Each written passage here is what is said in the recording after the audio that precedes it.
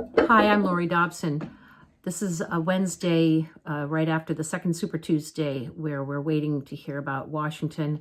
And basically, we know that there's pretty much of a lock on for Biden at this point, that there's a coalescing of some major parts of the party, the Democratic Party, that have come around for the Biden campaign.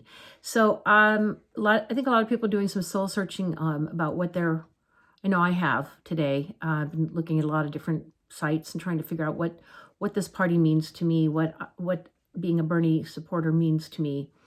And I know that before was a Bernie, in my view, there was the need to have somebody that would be a leader and stand up for the kinds of things that he's standing for the worker in America, for the disadvantaged, the people that don't have voices and they need the government, that don't have the power, and they're not just there to have the government protect their interests, but to defend their rights. And constitutional rights are big for me. I think that, for example, when Joe Biden met a worker in Michigan on Tuesday, I think that everyone should be disturbed by his response to him. First of all, he shushed a woman aide in a really punitive way. So it was something any woman should raise her eyes at in terms of a candidate that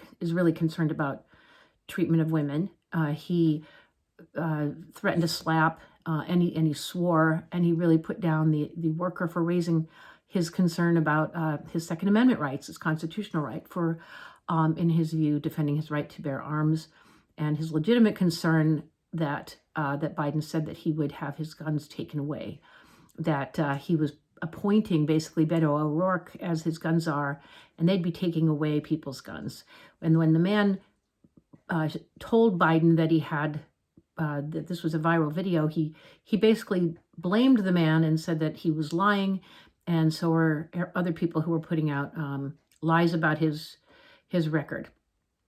So the invalidation of everybody in terms of what they're seeing and what they're in front of their own eyes, their evidence of what they see and what they understand about him as a candidate is being denied. And that's a willful propaganda put on everybody that would want to use their ability to discern what's really going on, and the truth for them.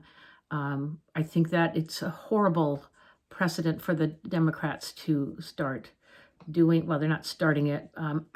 Continue to do so, letting the people the party is supposed to represent feel completely eclipsed and undervalued and disenfranchised going into this primary, going forward, and then trying to use that as the springboard to support, have people support the Democrat in going into the November election.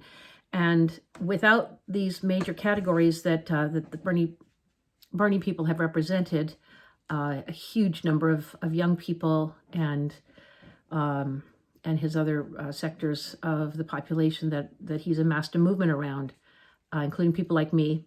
I don't fit into any of the typical Bernie categories, except I'm a dedicated progressive, and I've run for office, and I paid attention to the economic inequalities and other things since 2004, when I ran for state rep. That there are a lot of people out there that are concerned. They're not going to fall into easy categories. I'm a woman, but I don't fall into a Warren kind of a woman because of my concerns about her character and her qualifications as a character and a leader.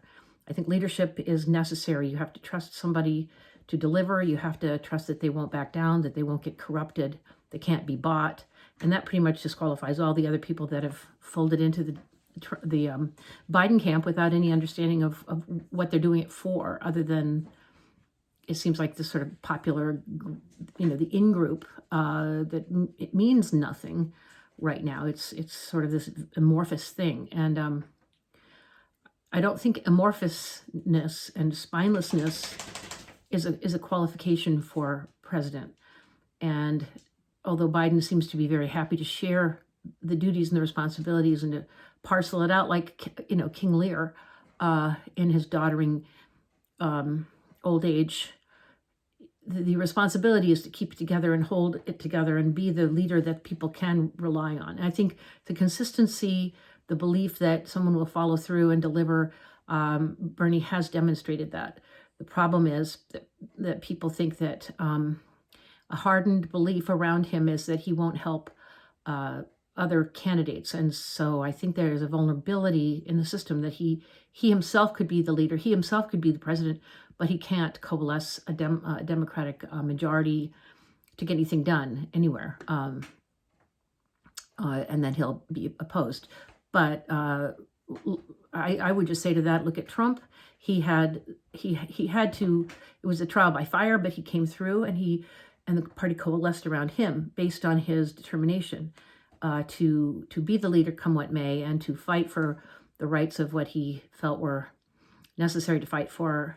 And in his case, it was his self-interest mostly, but he did get people to, the whole party had to hang in there around him or face irrelevancy. And I think that Bernie's abdication, his instant willingness to dissolve into anybody else's camp that's representing the Democratic Party, it's just not enough of a draw for people who are concerned about their values, their cultural values, their core values. And if he is truly the leader and demonstrates a dedication to those people, then he has to recognize that their values aren't things that are going to collapse back into the closet. He's got to defend the values that he has said he would defend. And that means he can't support billionaires, a party of billionaires. He can't support policies that undermine everything he stood for the last two primary presidential seasons. And I think it's really important for people to recognize, as Bernie people who have his back, like I do, that I'm not just blue no matter who. I'm there because he's fought for me. The policies, the beliefs, the values that he's defended are ones that I share.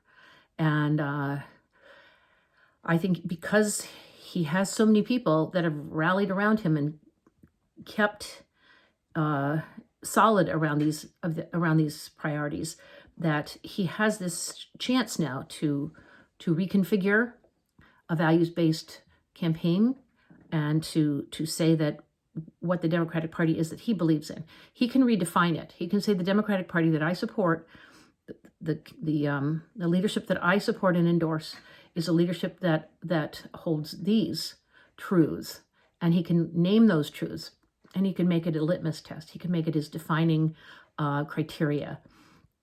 But he has to do that. He has to hold for that. And if he doesn't, if he continues to wimp out like he's done all season, when they've implored him, everybody has to be stronger, to come against Biden, to show the differences between him and Warren, instead of just trying to align himself and make himself sound like an appeasing kind of sort. He has not defined his leadership.